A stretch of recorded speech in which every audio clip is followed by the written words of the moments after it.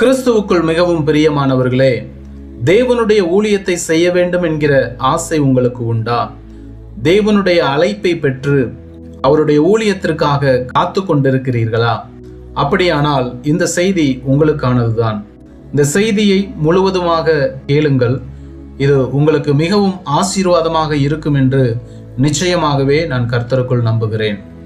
ஊழியத்தை ஆரம்பிப்பதற்கு முன்பதாக ஊழியம் என்றால் என்ன என்பதை நாம் புரிந்து கொள்ள வேண்டியது மிகவும் அவசியமாக இருக்கிறது.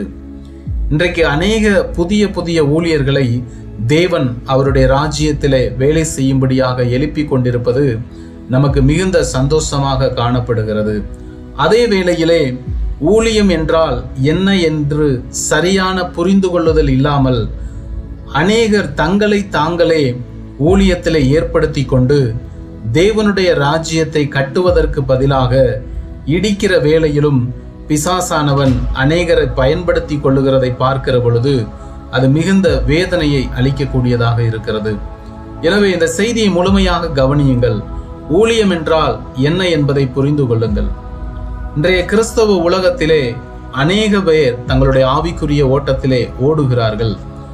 ஆனால் அனைவரும் சரியான திசையில் ஓடுகிறார்களா என்பது மிகப்பெரிய கேள்விக்குறியாகத்தான் உள்ளது.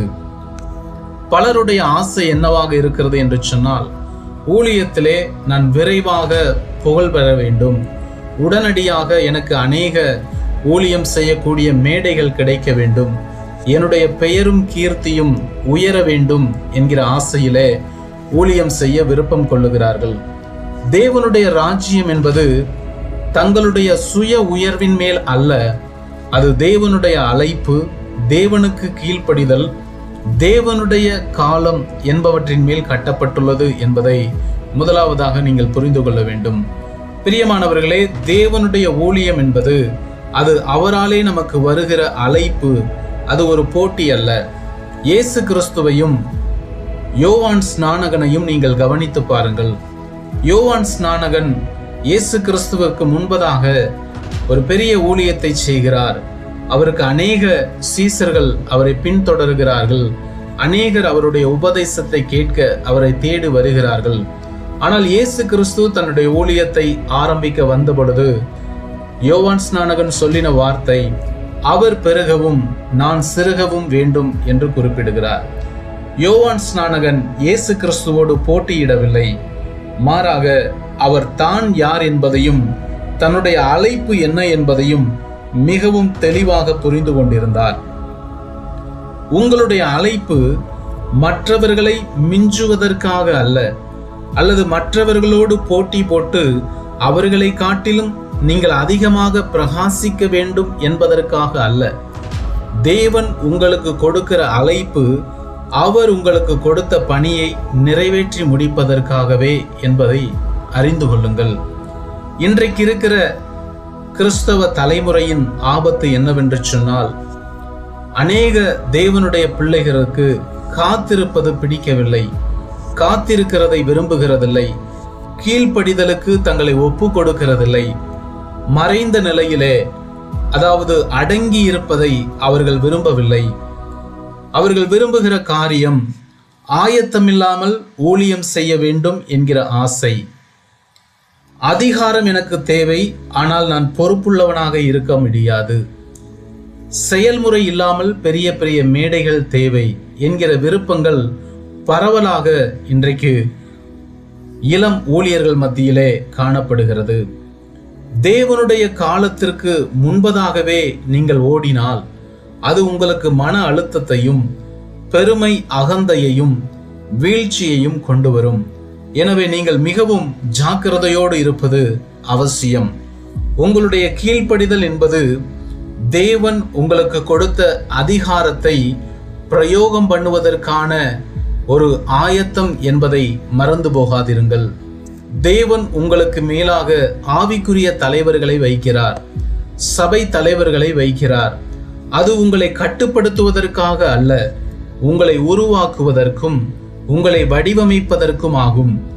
எனக்கு தலைவன் தேவையில்லை, என்னை நானே நடத்தி கொள்ளுவேன், எனக்குள்ளாக ஆவியானவர் இருக்கிறார், அவரே எல்லா காரியங்களையும் எனக்கு கற்றுக் கொடுப்பார் என்கிறதான பேச்சுக்கள் அது உங்களுடைய பெருமையை காட்டுகிறதை தவிர இன்னும் ஊழியத்திற்கு நீங்கள் ஆயத்தப்படாத மனநிலைமையில் இருக்கிறீர்கள் என்பதை காட்டுகிறதை தவிர வேறொன்றுமில்லை. கீழ்ப்படிதல் என்பது பலவீனம் அல்ல, அது உங்களுடைய எதிர்கால அதிகாரத்திற்கான ஊழியத்திற்கான பயிற்சி என்பதை மறந்து போகாதிருங்கள்.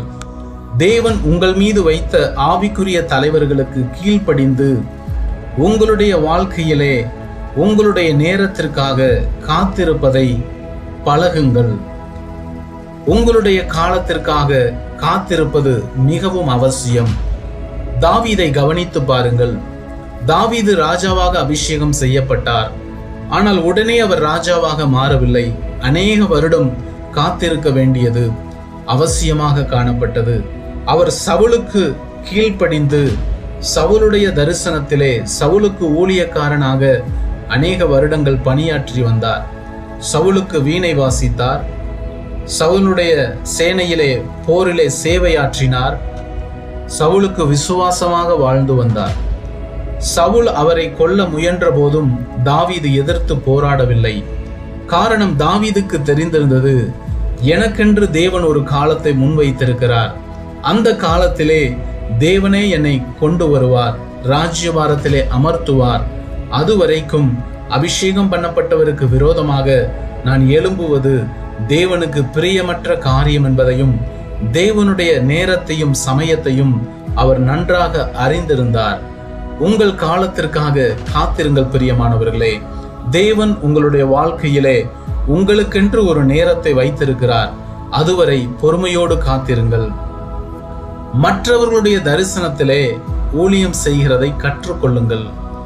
தாவீது தன்னுடைய ராஜ்யத்திற்கு முன்பதாக மற்றவருடைய அழைப்பிலே வேலை செய்ததை நாம் வேதத்திலே காண்கிறோம். இன்றைக்கு அநேக தேவனுடைய பிள்ளைகள் தவறுகிற இடம் இதுதான். அவர்கள் சொல்லுகிற காரியம், எனக்கு என்னுடைய ஊழியம் வேண்டும், எனக்கு என்னுடைய மேடை வேண்டும், நான் மற்றவர்களுக்கு கீழாக ஊழியம் செய்ய மாட்டேன், மற்றவர்களுக்கு அடங்கி கீழ்ப்படிந்திருக்க என்னாலே முடியாது என்கிற வார்த்தைகளை அவர்கள் சொல்லுகிறதுண்டு. எனக்கு பிரியமானவர்களே, இது தேவன் விரும்பாத ஒரு காரியமாகும். தேவன் நம்மிடத்தில் எதிர்பார்க்கிறது முழுமையாக கீழ்ப்படிதல், கற்றுக்கொள்ளுதல், முழுமையாக முழு இருதயத்தோடு சேவை செய்கிறதை தேவன் நம்மிடம் எதிர்பார்க்கிறார். மற்றவர்களுடைய தரிசனத்திலே நீங்கள் விசுவாசமாக இல்லை என்று சொன்னால் உங்கள் தரிசனத்திற்கு நீங்கள் இன்னும் ஆயத்தமாகவில்லை என்றுதான் அர்த்தம். எனவே மற்றவர்களுடைய கீழே, மற்றவர்களுக்கு கீழே தேவன் உங்களை வைத்திருப்பார் என்று சொன்னால் அவர்களுடைய தரிசனத்திலே நீங்கள் வேலை செய்து அவர்களுடைய தரிசனத்தை நிறைவேற்ற பிரயாசப்படுங்கள். முழு இருதயத்தோடு இதை செய்யுங்கள். அப்பொழுது தேவன் உங்களுடைய தரிசனத்திலே உங்களை மிகவும் வல்லமையாக பயன்படுத்துவார். தேவனுடைய நேரத்திற்காக காத்திருங்கள். சரியான நேரத்திலே தேவன் உங்களை உயர்த்துவார். தேவனுடைய ராஜ்யத்திலே உயர்வு என்பது நாம் உருவாக்குவது அல்ல, அது தேவனிடமிருந்து நமக்கு கொடுக்கப்படுவது. உங்களுடைய காலம் வரும் பொழுது யாரும் உங்களுடைய உயர்வை தடுக்க முடியாது, யாரும் அதை எதிர்க்க முடியாது. அதுவரையிலும் விசுவாசமாக இருங்கள், தாழ்மையாக இருங்கள், கர்த்தருக்குள் நிலைத்திருங்கள். உங்கள் இருதயத்தை சோதியுங்கள் பிரியமானவர்களே. உங்களிடமே கேள்வி கேளுங்கள். நான் தேவனை விட முன்னே ஓடுகிறேனா?